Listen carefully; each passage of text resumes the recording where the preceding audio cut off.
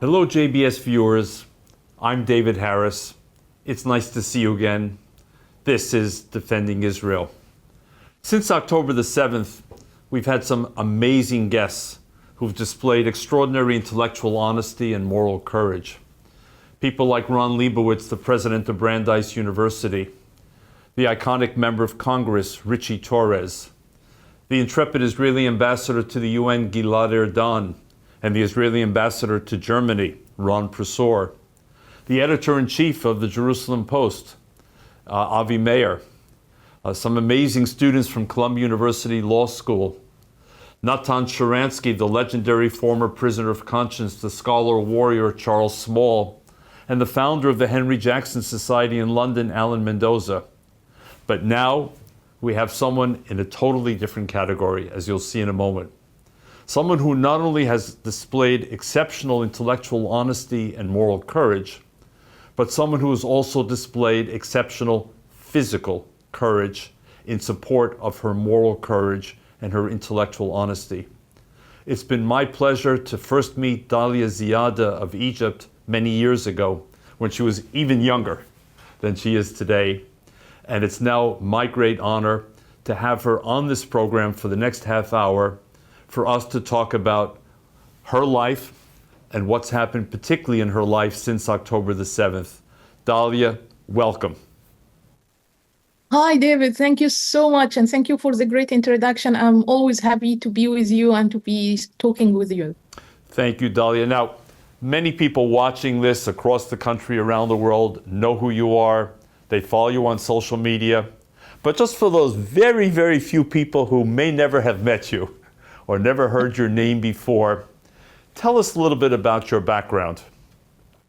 So I am an Egyptian writer and human rights activist. I dedicated my whole life, or let's say my professional life, to defending human rights and democratization in the Middle East and working on peace, peace with the broader meaning of peace in our region, the Middle East. And I mean by that, not the narrow space of Israel Palestinian peace, but I'm speaking about the larger space of Arab-Israel peace, which should be sustainable and, in my opinion, is more important than any other aspect of peace we are looking at. So I've been working on this my whole life, including being engaged in Muslim-Jewish dialogue in the region and outside the region. And this is actually how you and I, David, met many years ago. And also, I've been involved in the Arab Spring and in defending human rights and women's rights in Egypt in many ways. Okay, so there's a lot to unpack there, Dalia, and time will not be our friend. But let's begin with Egypt, because the anchor of Arab-Israeli peace was the Egyptian-Israeli Peace Treaty of 1979. How would you assess it from the perspective of 2024? Has it fulfilled your expectations of what peace should look like in the region? Has it gone beyond, or has it fallen short? For a while, we thought that the relationship between Egypt and Israel started to take off to a new start, a positive one. This was particularly between the years 2015, or let's say 14, and just one day before the October 7 massacre happened in Israel in late 2023. During this period, we've seen unprecedented cooperation between the Egyptian state and the Israeli state. We have seen economic cooperation. We have seen even military cooperation between the two countries, fighting against terrorism in Sinai, against the terrorist cells that were planted by Hamas in Sinai when Egypt was too weak during the Arab Spring. Israel helped Egypt to do that. So actually we thought, like, finally we are seeing the peace treaty coming to fruition. Finally the real peace, the warm peace is happening between Egypt and Israel. But unfortunately it didn't take long until the surface, this beautiful surface, was scratched, and we started to see the ugly reality once again coming up. After the massacre committed against Israeli civilians on October 7, I expected the Egyptian state just to step up and become a fair mediator between the conflicting parties to condemn what Hamas did, because we tested the terrorism of Hamas in Egypt and we know very well what Hamas is doing. So, but unfortunately, this was not what happened. What happened is that Egypt blindly took the side of Hamas. I mean, the Egyptian state took the side of Hamas and they blindly condemned Israel rather than condemning Hamas for targeting the Israeli civilians in such a brutal way. And we ended up now in a situation when we are once again questioning if the peace between Egypt and Israel is strong enough to survive. But help us understand, Dalia, Hamas represents the Muslim Brotherhood, which poses an existential threat to the state of Egypt. Why, given that reality and given the roots of the Muslim Brotherhood in Egypt, which go back, what, a century, why would the Egyptian state today, as you said, blindly support Hamas, even though it should be on the side of Israel in defeating this kind of extremism, this political Islamicization? Right. Actually, it's people are very confused. I think those who are watching from abroad are very confused about what's happening exactly in this context. But let me explain. The issue for Egypt is not only the Muslim Brotherhood. Actually, we have been targeted by Hamas itself. Not just Hamas via the Muslim Brotherhood, but Hamas itself intervened in Sinai, infiltrated into Sinai. After 2012, they built terrorist organizations and terrorist cells there. Later on, these terrorist organizations that are affiliated to them and were funded by them and even armed by them, they targeted our soldiers in Sinai and they targeted civilians, especially from the Coptic Christian citizens in Sinai. And they even killed people in mosques while praying in mosques. So we saw hell on the hands of Hamas until in the year 2014, the Egyptian president, who is now the president, I mean, President El-Sisi, who was at the time Minister of Defense, he approached his Israeli counterparts and asked them to get closer to the border with Gaza to allow Egypt, I mean, to get the Egyptian military to get closer to the border with Gaza to fight against the terrorism of Hamas and block Hamas from infiltrating into Sinai. The Israeli response was not only that, okay, you can come and get closer to the border. Actually, Israel took the initiative to help Egypt. Israel gave Egypt military assistance. Israel went all the way to fight with Egypt, with drones, and helped Egypt together with Egypt, yeah. To get rid of Hamas and to get control of what's happening on the border. And finally, we were able to see things like settling down in 2015. But then we started to see the cooperation between the two countries improving and so. However, during all this time, the deep state in Egypt, and by the deep state, I mean the establishment in Egypt, including the military, the intelligence, the General Intelligence Office or Service, the military intelligence, like the people who are really ruling the country, always carry this negative sentiments towards Israel. And they still consider Israel up till this very day as a historical enemy to Egypt, and it will never stop to be an enemy. That's why when Hamas was attacking Egypt and other Arab countries, it was seen as a terrorist organization. But now when it is attacking Israelis and attacking the Jewish people, they are labeling it as a hero organization or as a resistance movement that is doing something legitimate, and they are even supporting it. And I'm sad to say we are not only seeing this in Egypt, but also in other countries like Jordan, some Gulf countries, which is disappointing. So Dalia, you mentioned October 7th several times. When did you first hear the news of October 7th? What was your initial reaction? Oh, this October 7th day was a defining moment in my life, I believe. It was not only it did not only affect the Israeli people or the Jewish people worldwide in general, but it also affected people like me who have been calling for peace and working on peace in our region for so long. At the beginning, on October 7, actually, when I heard the news, I heard it from Arab resources and Egyptian media. So what they were saying that a group of Hamas militants clashed with a group of Israeli soldiers at the borders of Gaza, or at the cover of Gaza, and that's it. That we thought, okay, just another clash. 2 days later, I was invited to, a few days later, actually, I was invited to a video conference organized by the Ministry of Foreign Affairs and the Ministry of Defense in Israel that showed us the reality of what happened on October 7. Unlike what being said in our Egyptian media and Arab media that no civilians were targeted, I was so shocked to see that it was only civilians that were targeted. People on their breakfast table were targeted. People inside their homes, babies, women were raped. It was horrible. People celebrating even the holiday. It was horrible in every way. And at that moment, I felt very angry.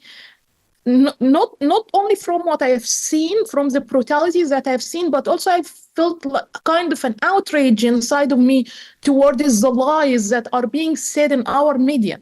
And I thought, okay, I will use my social media platforms. I have a good following there.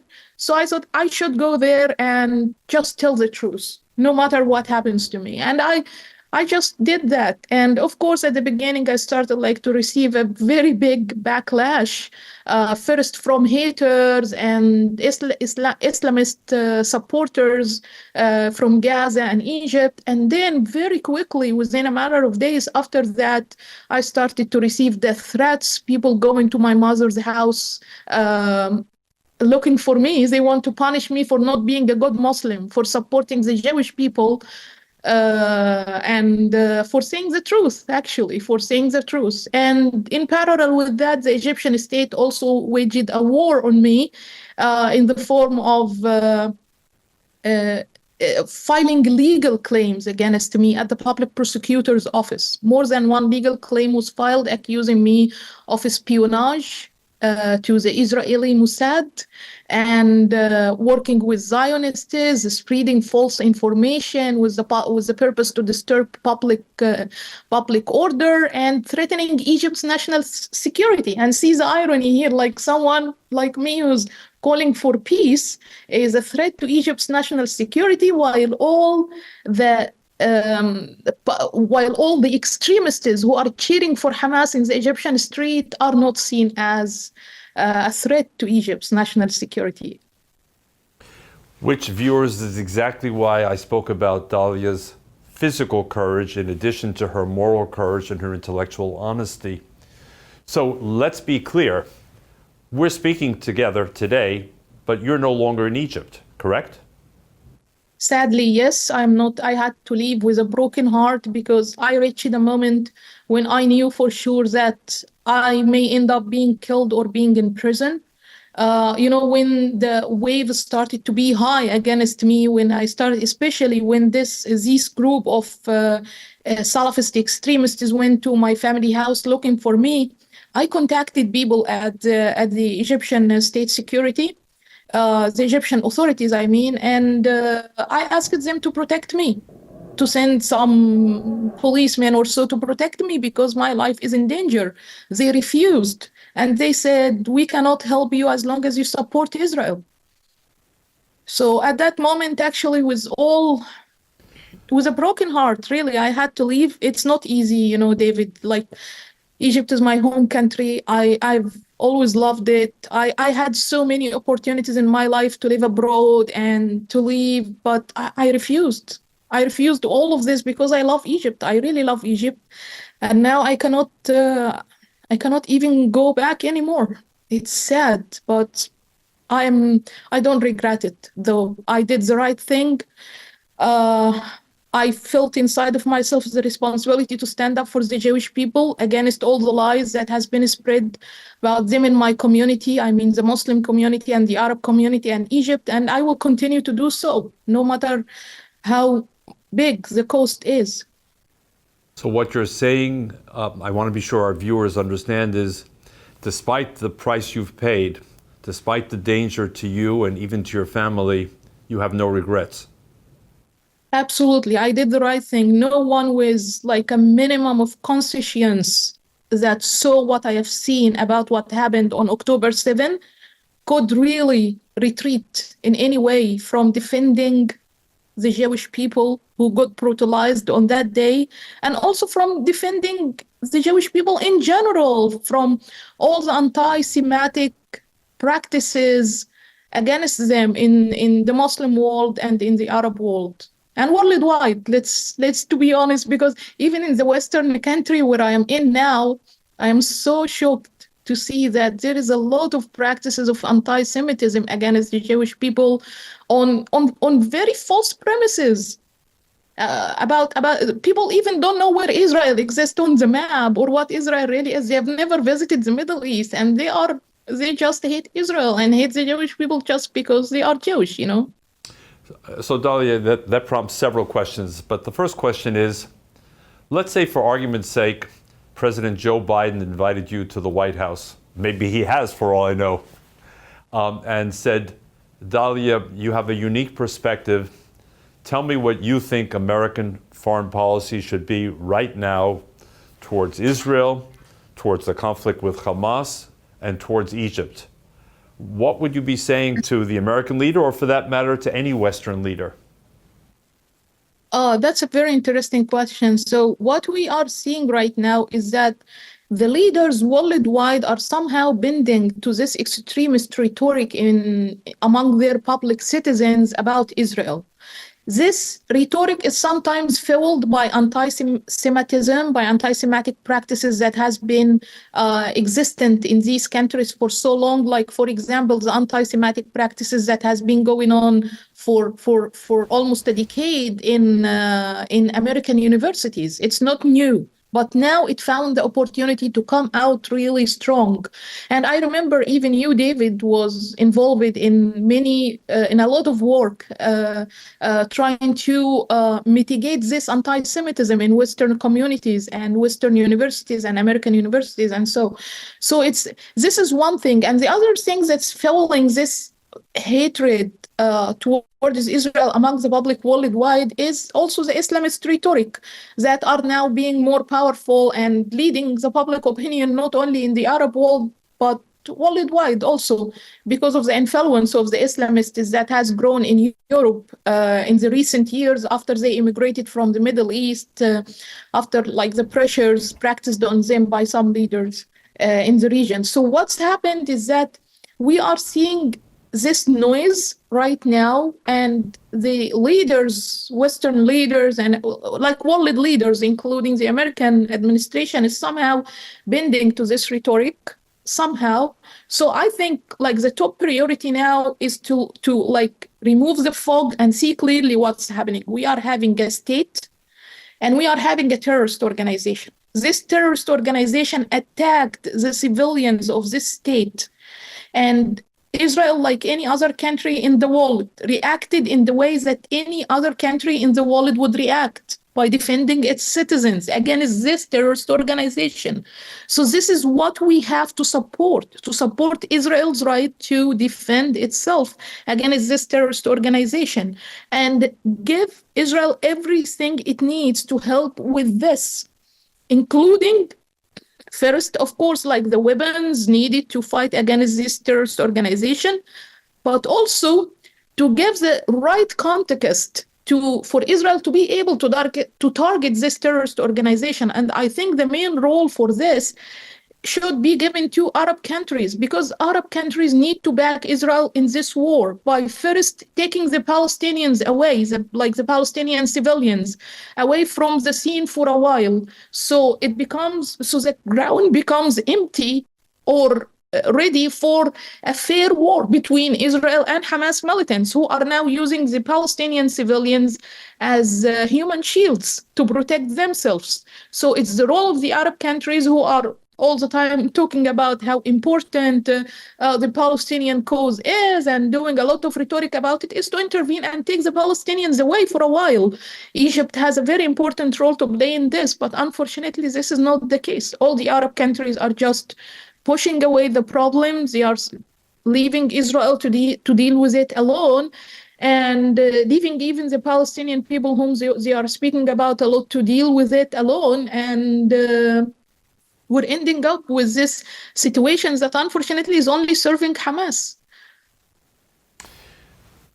So the American president or a European president, according to Dalia Ziada, should stand by Israel till the very end, should provide the necessary weapons, should understand the nature of political extremism and anti-Semitism, should press our Egyptian and other Arab allies to do more to assist Israel and to help on the humanitarian or civilian front. Those are the central messages, as I understand them, Dalia. Did I get that right? Yes. Yes, of course, because these Arab countries later also will need to intervene to help the Palestinians establish a new government for themselves to live securely side by side with the Israelis, and also without threatening Israel's national security, which is very important. Now, some in the Arab world, and you know this better than I, have always said, we're not anti-Semitic. Anti-Semitism is a European issue. We have problems with Israel, but we're not anti-Semitic. How do you react to that?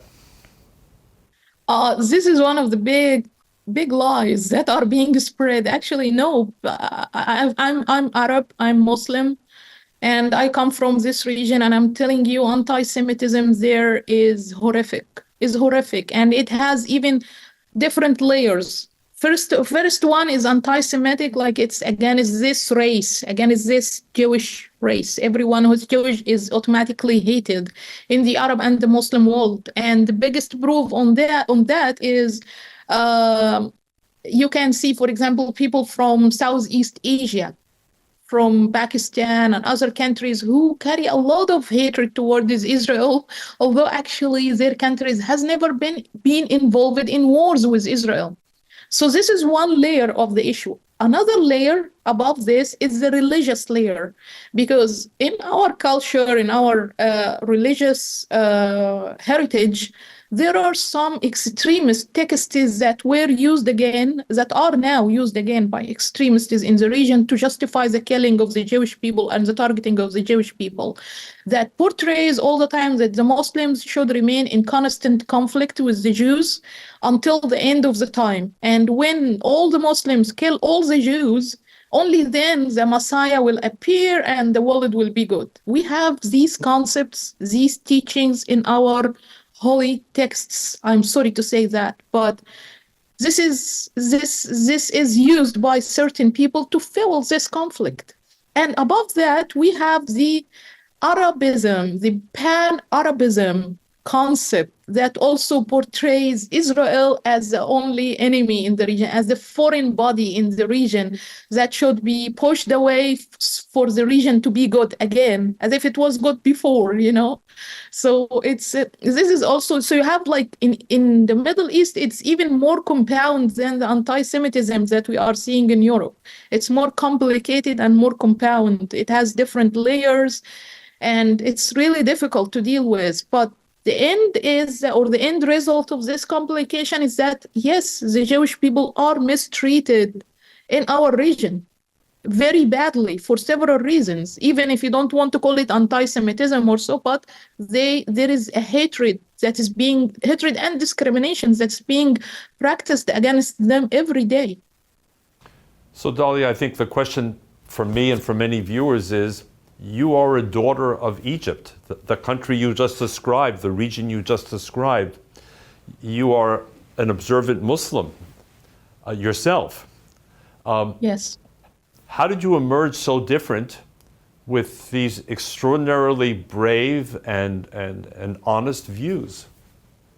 Oh, thank you, David. Actually, from the very beginning of my life, I've always believed that God did not create us to have conflicts with each other. And I never even believed that there is a good reason to fight with someone just because he's different from you. But later in my life, when I grew up, I was exposed to the experience of the Jewish people in Egypt through some of the Jewish families, either those who are like had to leave the country in the 1950s and 1960s under the pressure of Gamal Abdel Nasser, the then president of the state, who practiced discrimination against the Jewish people in Egypt and encouraged similar discrimination region-wide. So I knew some of these families, and I also knew some of the families of the Jewish families that had to remain in Egypt. And unfortunately, they had like to change their identity in official papers in order to be able to stay in Egypt because they loved Egypt so much.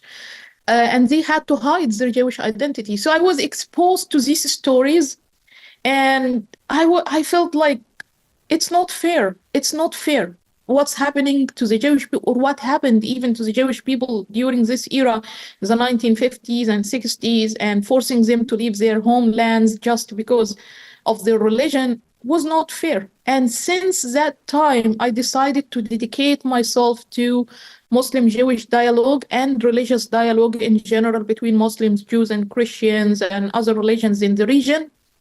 And from there also I started my activism, and thank God it was somehow successful and took me to great horizons in Egypt and abroad. I worked also with an American organization that was working on this issue. I met great people like you, David, on my journey, and yeah, here I am still doing it. But at the moment, Dalia, in light of what you described since October 7th in particular, where are you on the optimism-pessimism scale?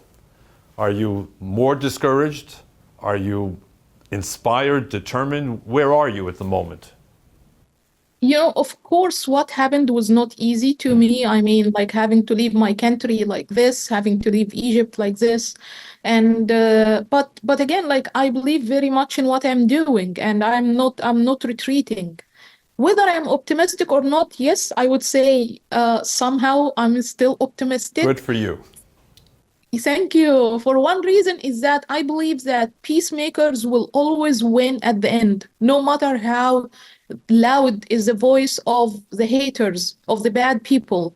Right now, I am sure that eventually we will win. The second thing is that although side by side, actually, with the many death threats that I have been receiving on my email and phone and social media platforms, side by side with that, some people were from the region, from Egypt and from Arab countries, were sending me messages of encouragement. They told me, we 100% agree with you. You are doing the right thing, but we are too scared to come out and say what you're doing. So seeing this is giving me a glimpse of hope that eventually at the end of this dark tunnel we are in right now, there is a light. And all we need is just to focus on this light and keep moving towards it. In Arabic, I think you say inshallah. In Hebrew, we say alavai. May it only be so. Dalia, we have just a couple of minutes left, and I want to put you in a very specific position. I want you to be in front of the hundreds or thousands of college students on some American campuses or now on the streets of New York in front of bridges and tunnels who are trying to stop traffic, who are trying to change university policy because they stand against Israel, they stand for Hamas, for the resistance movement as they call it. You have a microphone to speak to them. What would you say? I would say that Hamas is a terrorist organization. Hamas was not before a resistance movement, and it's not right now a resistance movement, killing women, children, and targeting hundreds of people in their houses, inside their houses. They were not even fighting in the streets, inside their houses, innocent civilians, raping women is not a practice of resistance. It's a practice of coward people who coward terrorists actually, who are targeting the weak under the umbrella of defending some cause of some kind.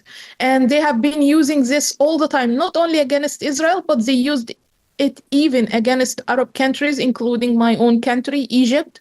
And we have seen that these people are real terrorists. On the other hand, we have Israel, which is an independent state. It has proven to be a good neighbor to all the Arab countries in the region, including Egypt, its immediate neighbor, and Jordan, and all the others. And it helped them even fight against terrorism.